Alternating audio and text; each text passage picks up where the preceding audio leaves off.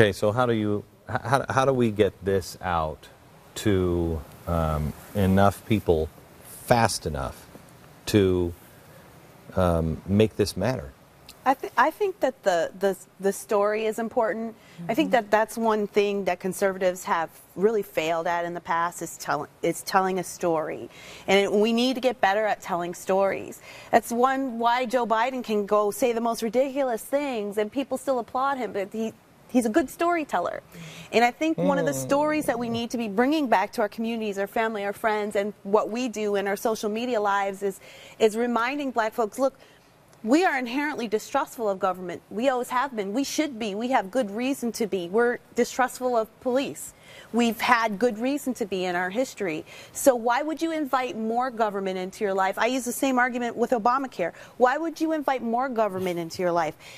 We don't want this. This has been dangerous to us in the past, and there's no reason to believe that it wouldn't be dangerous again. The schools are bad, but we should have mandatory preschool. Right. Right. So they can get started earlier. But it works for some reason. No, well, not necessarily. Go ahead. Well, what I was going to say is that the problem is that we have to realize is that we're also fighting what I believe is a social agenda that crosses color lines.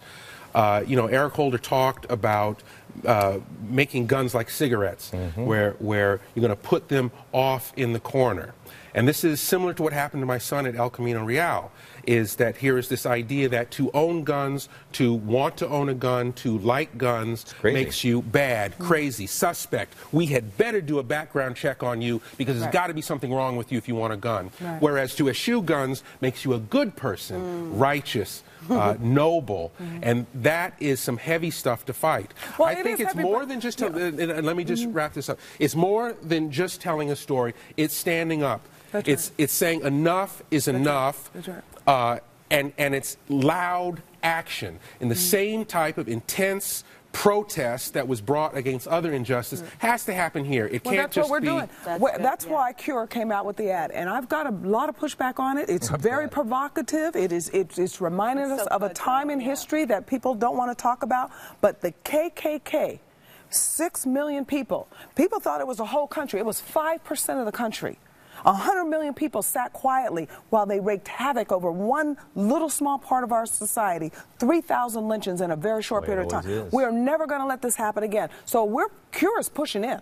We are pushing in. We're going to make sure that every black understands their history in two places. Number one, guns. You've got to have this Second Amendment right. You've got to protect it, and then you've got to participate in it. But number two, you need to know the history of these parties, because I'm telling you, they are putting in control people who have used the same agenda throughout their history.